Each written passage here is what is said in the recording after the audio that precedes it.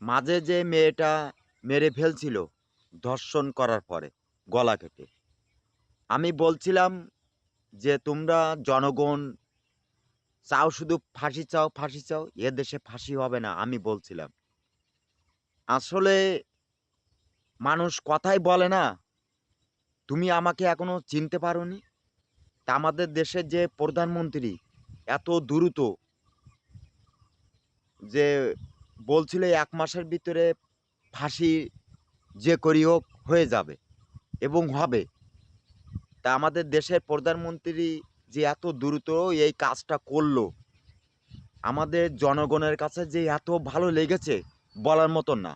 এরম যদিও আগেও যারা প্রধানমন্ত্রী ছিল, তারা যদি এরম করত, তাহলে আমাদের পক্ষে অনেক, অনেক ভালো হতো।